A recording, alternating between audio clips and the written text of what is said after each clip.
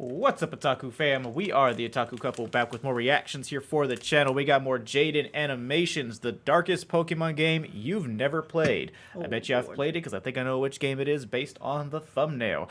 We've been saying we wanted more Jaiden here on the channel, and she blessed us with a brand new video on the day of our recording. So here we are. So thank you guys for the continued support. Thank you for Jaiden. Go check her out if you haven't seen her content. If you've been living under a rock, she makes great videos. Love her. She's funny. So funny. So and we love all our Pokemon videos. If you want to see our other reactions, we do have a whole playlist of all of our Jaiden Animations reactions. So check that out if you're interested. Be sure to comment, like, subscribe. Every little bit helps. And if you want to support the channel monetarily, we do have a Patreon where we react to TV shows and anime completely uncut. Links are down below in the description. Let's hop on in. I've played a lot of Pokemon in my days, and by that, I mean I've played the same Pokemon game with various different skins. But I'm here today to showcase one of, if not the most unique ideas for a Pokemon game Nintendo has published for our tiny little hearts. And that game is called Pokemon XD Gale of Darkness. Low-key, Pokemon Coliseum was one of my favorite Pokemon games growing up, and back because the GameCube was the first game system that I ever owned specifically just for me. So, nice. Pokemon Coliseum was great. I played it a lot. I didn't have that. I didn't have anything to play the Pokemon games. Yeah, no, it's okay. That's so why we I'm play like them now. really behind. That's why like whenever we get the new games and you let me play them, I'm like, who are these characters? Yep. And that's why Nuzlocking with you is so fun. Yeah, because I have no idea. If you guys want us to go back to doing our Soul Link streams, don't ask them let us know. XD. I get angry. A bit unfortunate, but it came out in 2005, so they get a pass. Why am I talking about it? I think it's an underground game not enough people know about. It does something different, kind of shakes up the formula. It's constantly overshadowed by its predecessor, Pokemon Coliseum. And True. Yeah, okay, I played it as a kid. I'm very biased. Is that what you wanted? If you've not heard of it or played it, you're in for a treat today. The game I like Gale of up to a Darkness, cargo but I do boat, think the Coliseum SS is Libra, better. out at sea, where we find the captain and guy who steers standing at the helm. Guy All who is calm and steers. serene when suddenly they get swatted. And it's not no ordinary SWAT today, folks. No, sir. This is a Lugia SWAT. They run out to see what's going on, and the captain looks up and makes this face as if he wants to kiss Lugia passionately on the lips. But Lugia's not here for kisses. He's here for the opposite He's of here kisses, for the smooches. which is crime. He hyperwings the cargo ship and then steals it. You heard me right. Just blasts the thing point blank and takes it away. Lugia's ship now. The presumably only 2 people on the entire boat fall into the water and are left to just drown in the ocean, I guess. Well, that was a bit raw. What are we, a minute in and 2 people are dead? Gen 10 could never. Hard cut to me because that's more important. You play as this boy kid named Michael, but actually his name is Jaiden now because that's me. The game throws you into the middle of this intense looking fight between a Salamence and Metagross, both level 50. I don't know where I am, what the stakes are, who I am, but this battle seems really important and tough, so I'm gonna give it my all and immediately OHKO it. I did it! Screen goes black. I did it! My eyes, everything's blurry. Wake up, Jaiden. You've been in a coma for 15 years. Turns out I live in a friendly laboratory run by this Professor Crane and his lab guys. I get up and the guy running the battle simulation tells me how good of a battler I've become.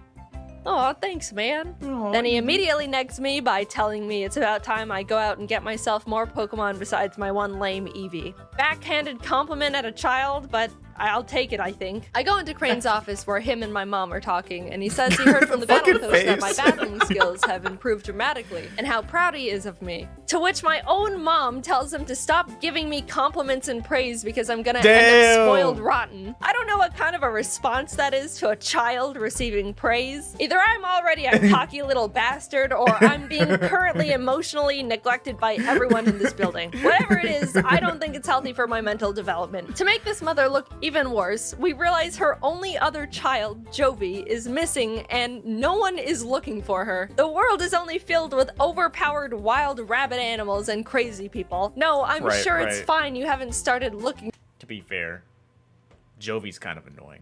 So let's I understand. Or keep doing what you're doing. I get a lead saying she really likes hanging out with family friend mad scientist Dr. Kaminko, so I head over to his house and I'm about to knock on his creepy door when this tiny little blind man, Chobin, the doctor's assistant, walks up and is like, "Burglar!" and challenges me to a battle, to which I win because he only has a level 5 sun turn. Jovi comes out and is like, "Oh, hi, big brother, it's Jovi. Did you get lost, big brother? Silly big brother, Jovi will guide you back home."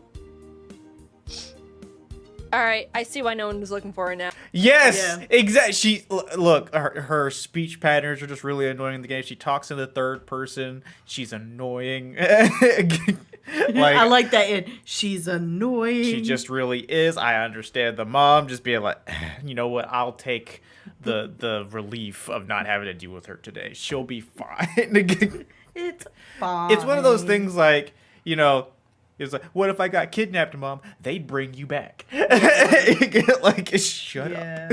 Now, we return home to the lab and they present me with a snag machine. A machine that allows the user to catch shadow Pokemon, which are Pokemon that have been so abused that they turn evil. You steal them. They're saying they haven't seen or heard of any shadow Pokemon that exist anymore because they've all been purified years ago. But who knows when they could start popping up again? Better be safe than sorry. Bam! Some guys from a secret organization called Cypher bust into the lab, beat everyone up, steal Professor Crane, show off their shadow Pokemon, and run off to their secret base to never be seen again.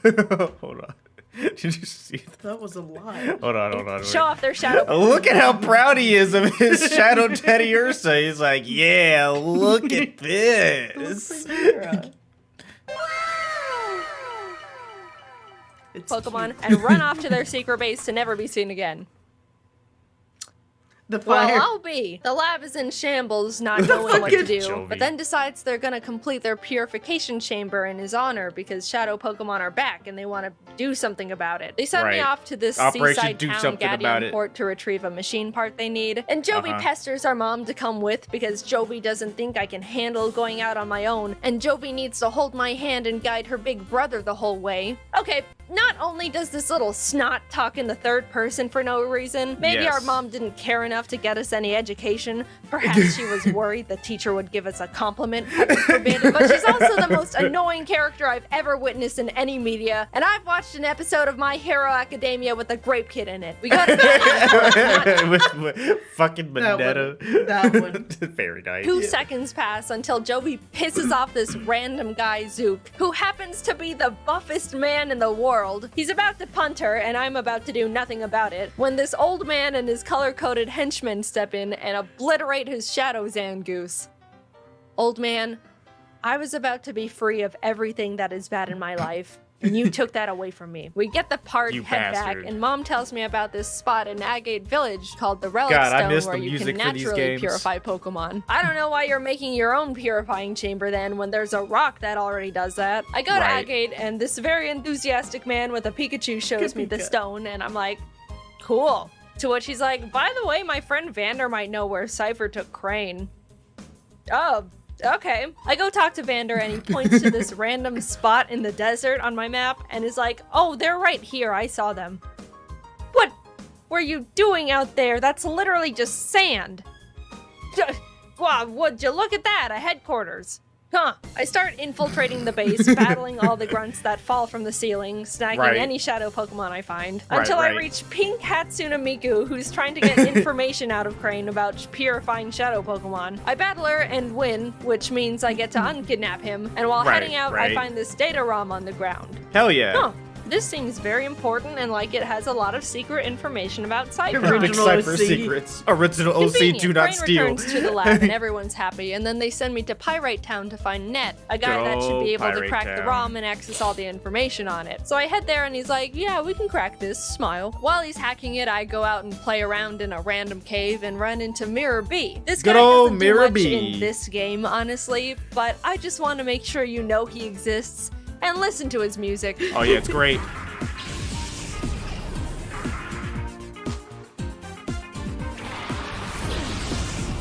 Now we jamming for real.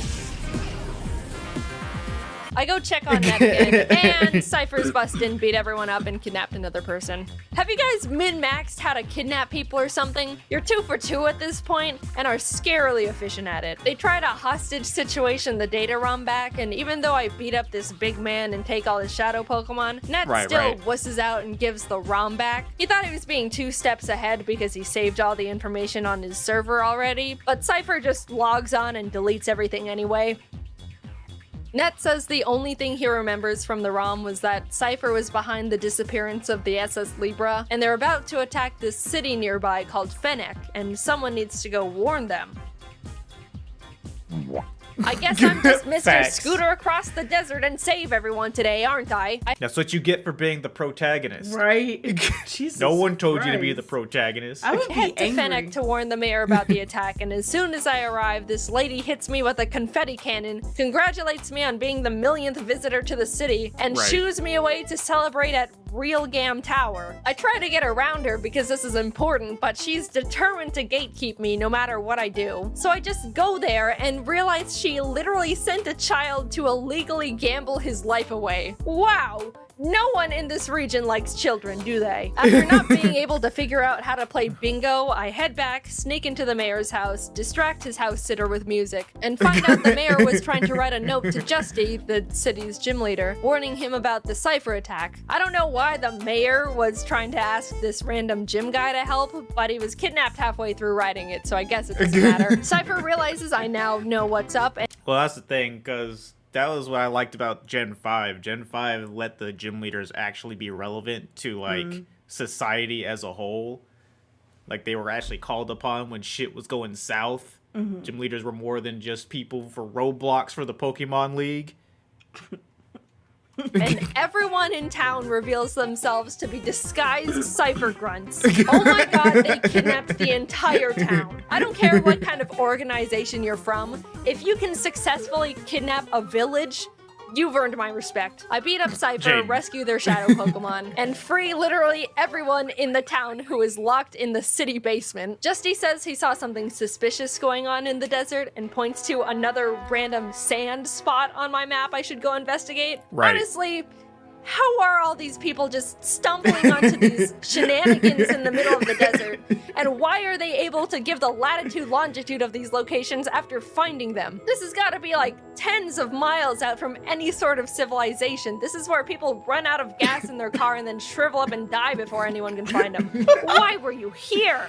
Wow. Why Yep, not? that's the cargo ship. Why How not? did you find this? All right, what is so enthralling How about did you this find desert this? that crime and vigilante justice is constantly going on in every square inch of this place. Hell Cypher's yeah. running around on the ship, and after I take their shadow Pokemon and chase them out, this group of strangers calling themselves Team Snag'em walks up and roofies me. I wake up, realize they stole my snag machine. This random old man who just started living in the wrecked boat said he saw them head off in that direction and points to the middle of nowhere on my map again.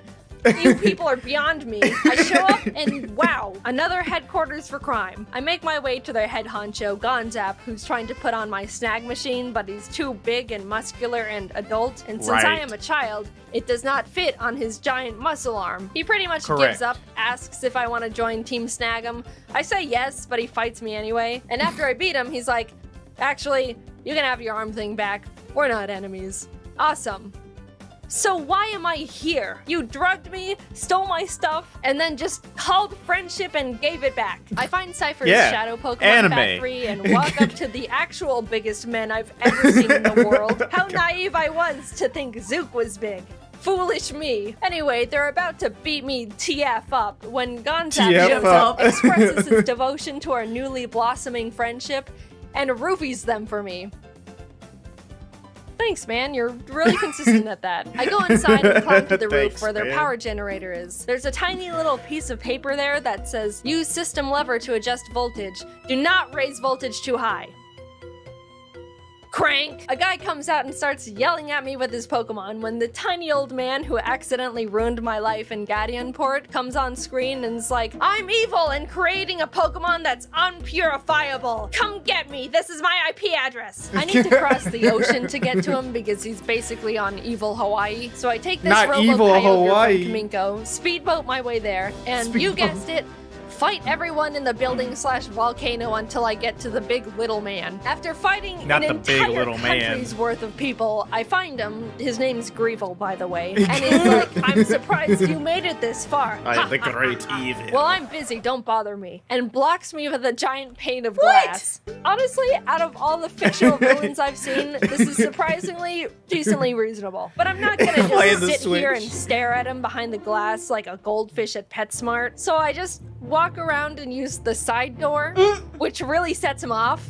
I mean, dude, either lock the door or don't have it. This is just what doors do. Greevil's like, you blew up our shadow Pokemon factory. Right. We got past my glass. Right. That's it. I'm summoning Shadow Lugia, the Right. first Pokemon to ever be unpurifiable. Come forth and obliterate this small boy. To which I just Master Ball it. Really overlooked that one, didn't you, mate? He may not be purifiable, but he's mine now. Huge L. Emotional damage. Jesus. Oh my god. Damn, bro.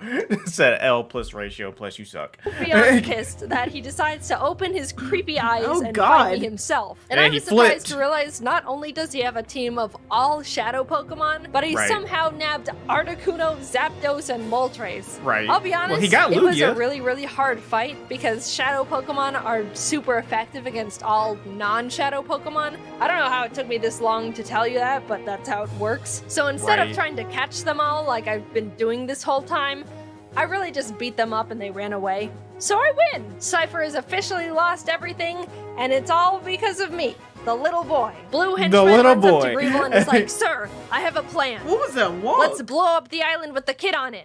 Which is like, oh my god. And then Red Henchman is like, okay, that's a bit too far, man. Dad, let's go home. Yeah, they pulled the I'm your father slash son twist on us, but it has very little effect on me because I do not care about these people. Anyway, they Right. decide to not blow up the island with me on it and stop being evil, I think. I'm like 60% sure. And then happy ending, I just go home. So what do you think? For some reason, I really liked the game as a kid. I never actually beat it because I didn't know how to get past the gatekeeping woman in Fennec. Glad I figured it out this time. I also wanted to mention how lively the animations are in this game. Sure, some of Right. the Pokemon look god-awful. They gave Houndour human knees that bend forward, but they're all Oh, just so God. expressive and show so much care and personality. It made me pretty sad that current games don't show this much passion, but I guess that's just what makes these games more cherishable. Anyway, the game was fun and weird. I liked it. See ya. Hey, That was great. That was great. Short, sweet, to the point. Well, that was the end of the game. I win because I'm the 10-year-old boy. And drugged me.